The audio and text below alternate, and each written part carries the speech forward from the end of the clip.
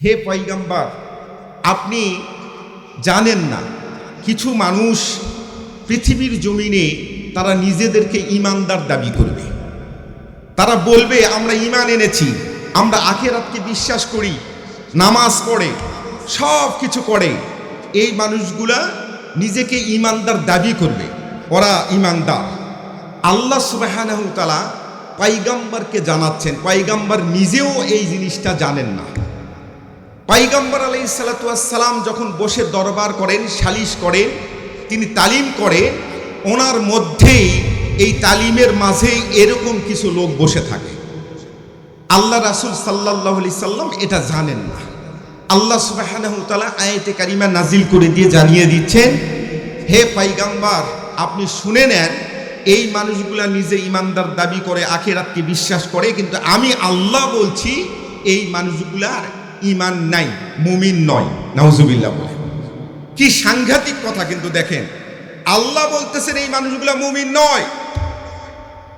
সম্মানিত হাজিরিন, এখন আপনাদেরকে ছোট্ট করে একটু বলতে চাই, ঈমান ভাঙ্গার কারণ আমরা পৃথিবীর জমিনে এই যে সাধারণ চোখে বাহ্যিক দৃষ্টিকোণটা আমরা দেখতে পাচ্ছি, ঈদগাহ ময়দানে বহু মানুষ, শুক্রবার দিন, জুমার দিন বহু মানুষ মসজিদে 5 ওয়াক্ত নামাজ পড়ছে, সব কিছু ঠিক আছে।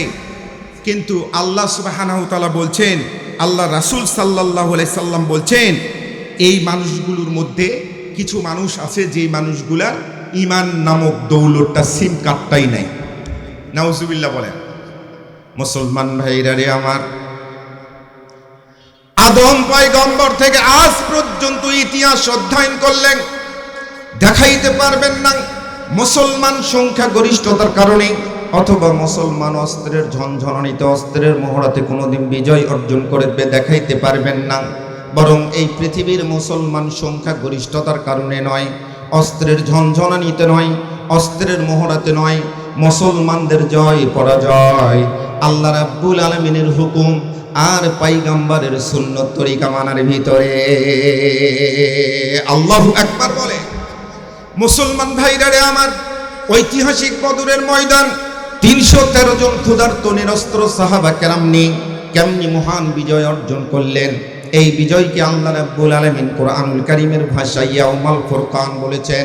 এই বিজয় অর্জন করার পর আল্লাহর পয়গম্বর সাহাবা কেরাম সবাইকে ডাকলেন, সবাইকে ডেকে এক জায়গায় একত্রিত করে জিজ্ঞাসা করছেন, ও আমার সাহাবীরা, তোমরা বলো দেখি যুদ্ধ চলাকালীন কার কি অবস্থা হয়েছিল, কারগুজারি শোনাও। এক একজন সাহাবী দাঁড়ায় এক এক অভিজ্ঞতার কথা শুনাইতেছিলেন, কিন্তু একজন মাত্র সাহাবী আল্লাহর পয়গম্বরের সামনে এভাবে হাত উত্তোলন করলেন, লাব্বাইকা ইয়া সাদিক রাসূলুল্লাহ, নবী গো,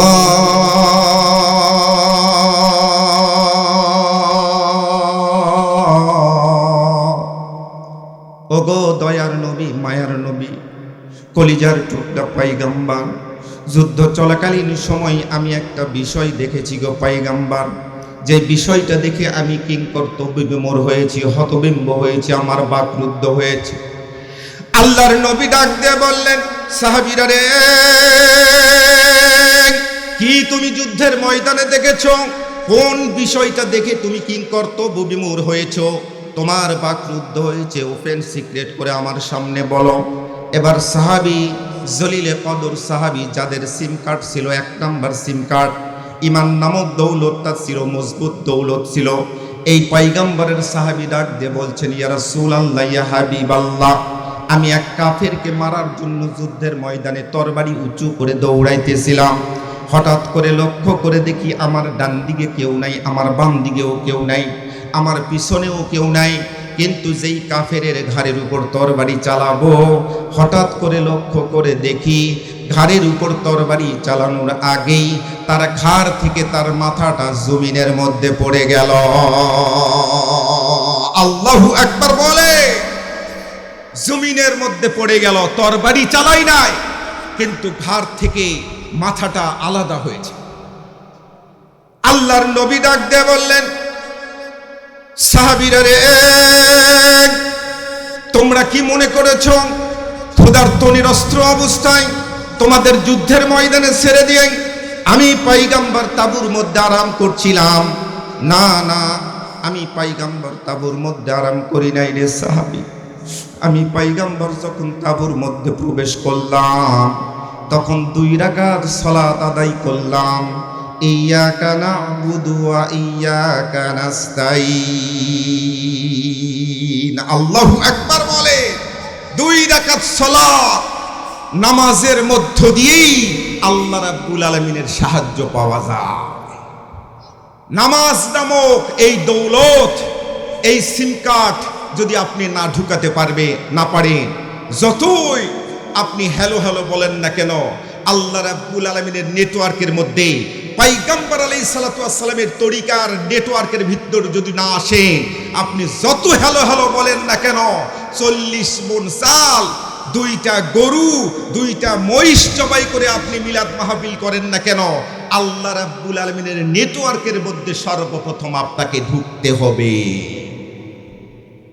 আল্লাহর পয়গম্বর জানায় দিলেন, সাহাবীরা রে, আমি যখন 2 রাকাত নামাজ আদায় করলাম, শেষ সেজদায় যখন চলে গেলাম, ইন দি মিন টাইম জিবরাইল মারফত আমাকে আল্লাহ রাব্বুল আলামিন জানায় দিলেন।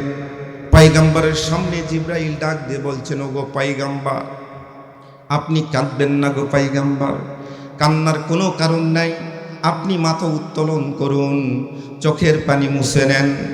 আপনার কান্নার কারণে সিদরাতুল মুনতাহা, লাউহে মাহফুজ সব কিছু জল জল করছে, থরথর করে কাঁপতেছে। আপনার চোখের পানি মুছে নেন।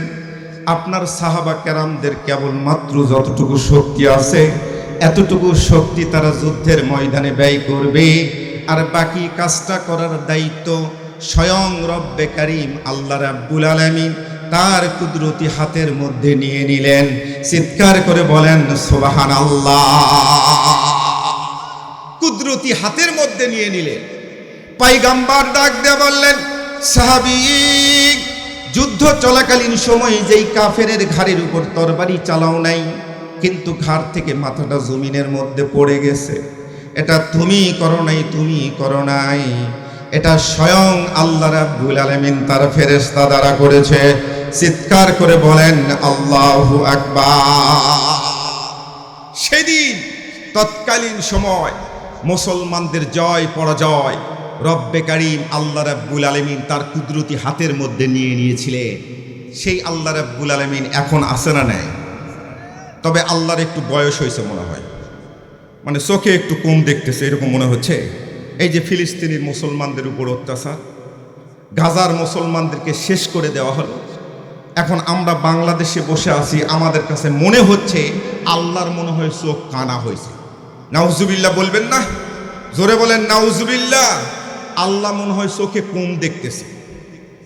এত শিশুর কান্না, এত নারীদের রাহাজারি, সব কিছু আল্লাহ সুবহানাহু ওয়া তাআলা দেখছেন। আল্লাহ সুবহানাহু ওয়া তাআলা আবাবিল আবার পাঠিয়ে দিবেন, শুধুমাত্র শর্ত একটাই।